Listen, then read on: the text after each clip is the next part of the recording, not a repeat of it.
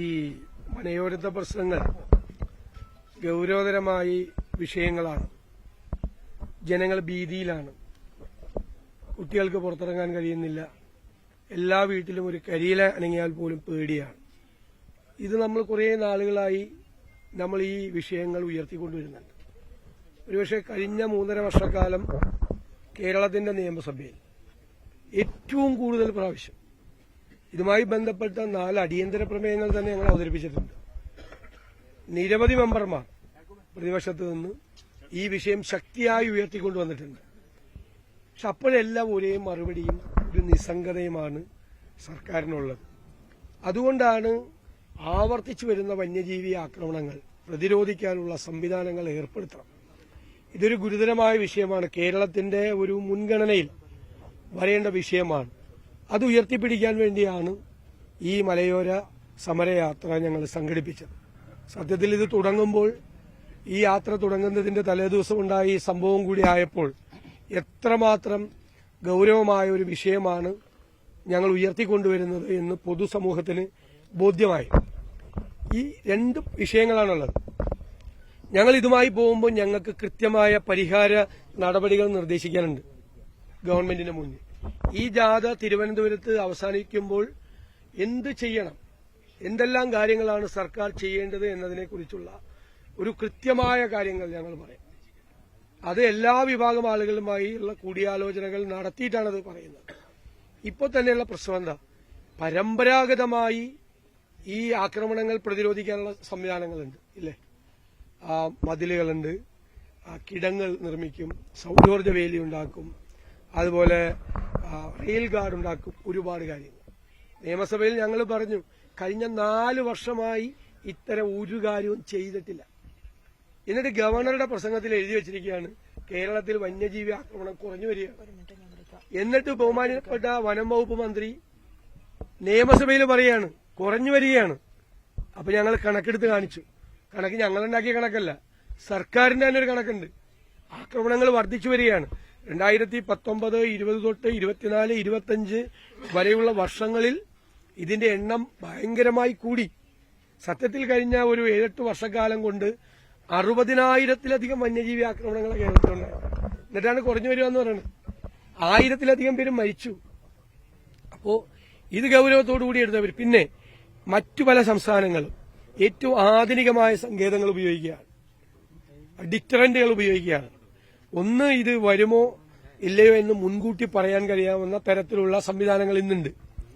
ഇനി ഏത് തരത്തിലുള്ള മൃഗങ്ങളാണ് വരുന്നതെങ്കിലും അതിനെ തിരിച്ചു ഓടിക്കാൻ, കാട്ടിലേക്ക് ഓടിക്കാൻ ഉള്ള സംവിധാനങ്ങൾ പല സ്ഥലത്ത് ഏർപ്പെടുത്തി. തമിഴ്നാടും കർണാടകയും മധ്യപ്രദേശും ഹിമാചലൊക്കെ ഏർപ്പെടുത്തി. ദൌർഭാഗ്യകരമെന്ന് പറയട്ടെ, നമ്മുടെ വനം വകുപ്പും വന്യജീവി വകുപ്പും ഇതിനെക്കുറിച്ച് ആലോചിച്ചിട്ട് പോലുമില്ല. ലോകം മാറിക്കൊണ്ടിരിക്കുകയല്ലേ. എന്തെല്ലാം സങ്കേതങ്ങളും ഡിവൈസസുമാണ്, എന്തെല്ലാം മെക്കാനിസമാണ് പുതിയതായിട്ടുണ്ടായിരിക്കുന്നത്. പഴയത് ചെയ്യുന്നുമില്ല, പുതിയതിനെക്കുറിച്ച് ആലോചിക്കുന്നുമില്ല. ഇത് രണ്ടും ചെയ്യാതെ ഞങ്ങളുടെ പരാതി, സർക്കാർ ജനങ്ങളെ, മലയോരത്തെ ജനങ്ങളെ അവരുടെ വിധിക്ക് വിട്ടുകൊടുത്തിരിക്കുകയാണ്. വിധി എന്താണ് അതുപോലെ ആയിക്കോട്ടെ എന്ന്. ഞങ്ങൾക്കൊന്നും ചെയ്യാനില്ല, നിസ്സംഗതയാണ്. വന്യജീവി നിയമത്തിന് ഭേദഗതി വരുത്തണം. കേരളത്തിൽ നിന്ന് ജയിച്ചു പോയിട്ടുള്ള മുഴുവൻ UDF എംപിമാരും ആ കാര്യത്തിൽ അതിശക്തമായ നിലപാടെടുക്കുകയാണ്. പാർലമെന്റിൽ ഇപ്പോൾ പാർലമെന്റ് സമ്മേളനം തുടങ്ങുമ്പോൾ ഏറ്റവും ശക്തിയായി ശ്രീമതി പ്രിയങ്ക ഗാന്ധി ഉൾപ്പെടെയുള്ള മുഴുവൻ അംഗങ്ങളും, UDF അംഗങ്ങളും ഈ വന്യജീവി നിയമത്തിന് ഭേദഗതി ആവശ്യമായ, കാലാനുസൃതമായ ഭേദഗതി വരുത്തണം എന്നുള്ള നിലപാട് ശക്തിപ്പെടുത്തുകയാണ്. അത് വേണം. പക്ഷേ സംസ്ഥാന സർക്കാരിന് ചെയ്യാൻ പറ്റാവുന്ന കാര്യങ്ങൾ ചെയ്യണ്ടേ?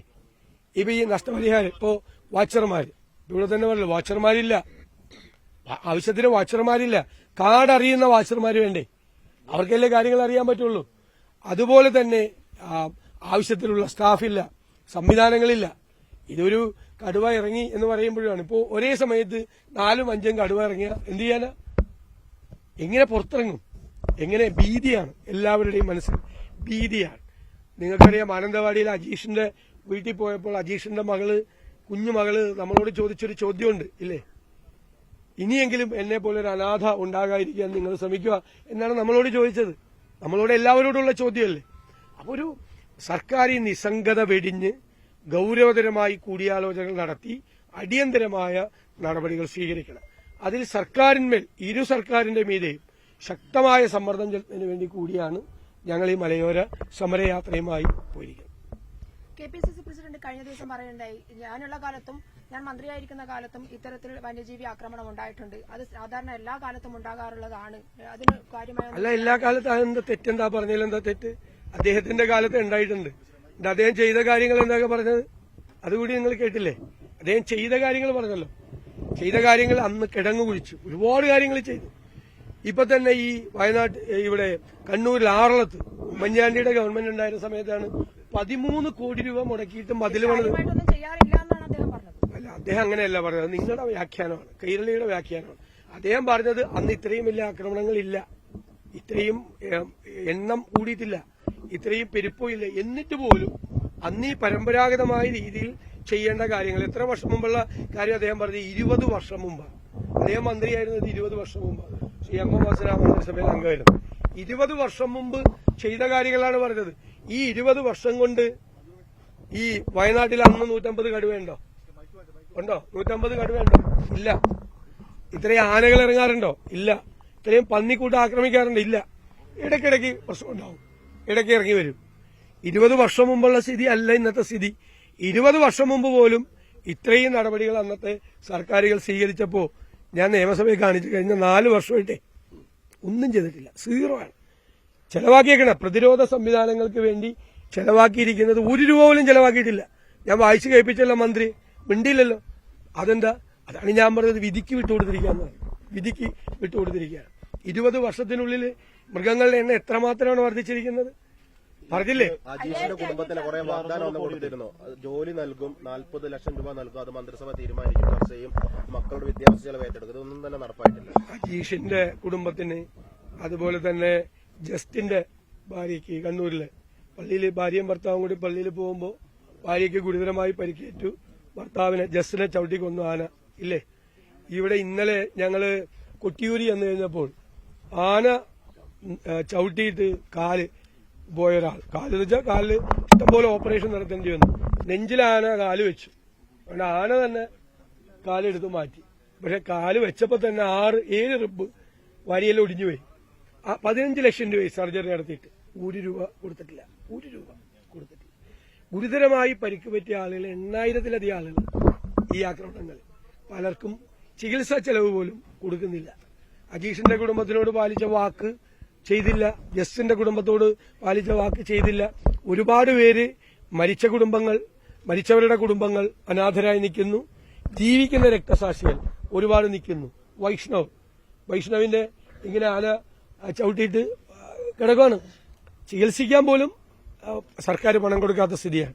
4000-ഓളം ആളുകൾക്ക് നഷ്ടപരിഹാരം കൊടുക്കാനുണ്ട്, പെൻഡിംഗ് ആണ്. 10 ലക്ഷം രൂപ മാത്രമേ വനംവകുപ്പിന് നൽകാനുള്ള നിയമമുള്ളൂ. അതുമാത്രമല്ല, ഇത്രയും കാലം ഭരിച്ചത് കേന്ദ്രം ഭരിച്ചിരുന്നത് കോൺഗ്രസ് ആണ്, അതിനുശേഷം ഭരിച്ചത് BJP ആണ്. നിങ്ങൾ ആ സമയത്ത് പ്രതിപക്ഷത്തിരിക്കുകയും ചെയ്തിട്ടുണ്ട്. എന്താണ് കേന്ദ്ര വന നിയമം 1972 മാറ്റാൻ വേണ്ടി നിങ്ങൾ എന്താണ് ചെയ്തിട്ടുള്ളത്? 1972 വന നിയമത്തിന് ഒരു കുഴപ്പമില്ല. അന്ന് എല്ലാ നിയമങ്ങളും കാലാനുസൃതമായി മാറണം. ഇപ്പൊ എന്താണ് വന്യജീവി നിയമം മാറണമെന്ന് 20 കൊല്ലം മുമ്പ് ആരും പറയണ്ടായിരുന്നില്ലല്ലോ. 10 കൊല്ലം മുമ്പ് ആരും പറഞ്ഞിരുന്നില്ലല്ലോ വന്യജീവി നിയമം മാറ്റണമെന്ന്. ഞങ്ങളാരും പറഞ്ഞില്ല, നിങ്ങളും പറഞ്ഞില്ല, മാധ്യമങ്ങളും പറഞ്ഞില്ല, ജനങ്ങളും പറഞ്ഞില്ല. ഇപ്പോ അന്നുള്ള പ്രശ്നം എന്ന് പറയുന്നത് ഈ വന്യജീവികളെയും അതിന്റെ ആവാസ വ്യവസ്ഥകളെയും വംശനാശം വരുത്തുന്ന രീതിയിൽ ഉള്ള ഇടപെടാണ്. പോച്ചിങ് ആയിരുന്നു, ഹണ്ടിങ് ആയിരുന്നു, കയറിയിട്ട് എല്ലാ സ്ഥലത്തും. അതിനെ വംശം ഇല്ലാതാക്കാൻ വേണ്ടിയിട്ടുള്ള ശ്രമങ്ങളാണ്. അതിനെതിരെയാണ് വന്യജീവി നിയമം വന്നത് ആ കാലത്ത്. അതുകൊണ്ടാണ് നാട്ടിലെ വനങ്ങളും വന്യജീവികളും നിൽക്കുന്നത്. ഇപ്പൊ കാലം മാറി. ഇപ്പൊ വിദേശ രാജ്യങ്ങളിൽ ഉൾപ്പെടെ കള്ളിങ് കൊണ്ടില്ല, മൃഗങ്ങളുടെ എണ്ണം കൂടുമ്പോൾ അതനുസരിച്ചിട്ടാണ്. അല്ലാതെ വന്യജീവി നിയമം ഉണ്ടാക്കിയതിലല്ല തെറ്റ്. 50 കൊല്ലം മുമ്പാണ്, 52 കൊല്ലം മുമ്പാണ് വന്യജീവി നിയമം ഉണ്ടാക്കിയത്. ഒരുപാട് നിയമങ്ങൾ, നമ്മൾ ഉണ്ടാക്കിയ നിയമങ്ങൾ കാലത്തിന്റെ മാറ്റത്തിനനുസരിച്ച് ഭേദഗതി വരുത്തണം. ഇപ്പൊ കഴിഞ്ഞ ഒരു 5-8 കൊല്ലമായിട്ടാണ് ഈ ഡിമാൻഡ് പൊങ്ങി വരുന്നത്. അതിപ്പോ ഏറ്റവും ശക്തമായി ഉന്നയിക്കേണ്ട സമയമാണ്. അല്ലാതെ ഇതിന്റെ അത് കോൺഗ്രസും BJP CPM ഒന്നുമില്ല. മനസ്സിലായില്ലേ? ഈ സമഗ്ര പദ്ധതിക്ക് ഒരു 600 കോടിയുടെ പാക്കേജ് കേന്ദ്രത്തോട് ആവശ്യപ്പെട്ടു. അത് ഇതുവരെ അംഗീകാരം കിട്ടിയിട്ടില്ല. അല്ല കേന്ദ്ര അത് അതിനോടുള്ള ഈ സംസ്ഥാന സർക്കാരിനോട് ചേർന്ന് പ്രക്ഷോഭം അല്ല ആണ് അതൊക്കെ ചെയ്യാമല്ലോ. സംസ്ഥാനം ആവശ്യപ്പെട്ട പണം കേന്ദ്രം തന്നില്ലെങ്കിൽ നമുക്ക് ഒരുമിച്ച് നിന്ന് ചെയ്യാം. പക്ഷെ സംസ്ഥാനം ചെയ്യേണ്ട ഒരു കാര്യം ചെയ്തില്ലെങ്കിൽ ഈ ബജറ്റിലെ അലോക്കേഷൻ എത്ര രൂപ ചെലവാക്കിയിട്ടുണ്ട്? പകുതി പൈസ ചെലവാക്കിയിട്ടില്ല. പകുതി പൈസ കോടിക്ക് വേണ്ടി കേന്ദ്രം അല്ലല്ല അതല്ലല്ലോ ഞാൻ മറുപടി അതല്ലല്ലോ. സംസ്ഥാന ഗവൺമെന്റിന്റെ അലോക്കേഷൻ പദ്ധതിക്ക് വേണ്ടി ചെലവാക്കിയതിന്റെ പകുതി പൈസ അത് വെട്ടിക്കുറച്ചിട്ട് അതിന്റെ പകുതി ചെലവാക്കിയിട്ടില്ല. മനസ്സിലായില്ലേ? അതിന്റെ പകുതി ചെലവാക്കി 4 കൊല്ലമായി ഈ ബജറ്റിൽ പൈസ വെച്ചിട്ട് ഒരു കാര്യത്തിന് വേണ്ടിയും പ്രതിരോധ നടപടി ഒരു കാര്യത്തിന് വേണ്ടിയും സ്വീകരിച്ചില്ല. അതിനെ ന്യായീകരിക്കണ്ട. വനമന്ത്രി പറയുന്നത് താങ്കളുടെ നിർദ്ദേശങ്ങൾ ലഭിച്ചാൽ അത് കൃത്യമായി പരിഗണിക്കും. നിർദ്ദേശങ്ങൾ ആവശ്യമാണ് അദ്ദേഹത്തിന്. നിർദ്ദേശങ്ങൾ നിരന്തരമായി ഞങ്ങൾ നിയമസഭയിൽ പറയുന്നുണ്ട്. നിർദ്ദേശങ്ങൾ നിങ്ങൾ നിയമസഭാ റെക്കോർഡ് എടുത്ത് നോക്കൂ. ഒരു കാലത്തും ഇല്ലാത്ത രീതിയിൽ പ്രതിപക്ഷം ഈ വിഷയങ്ങൾ മുൻഗണന കൊടുത്തു.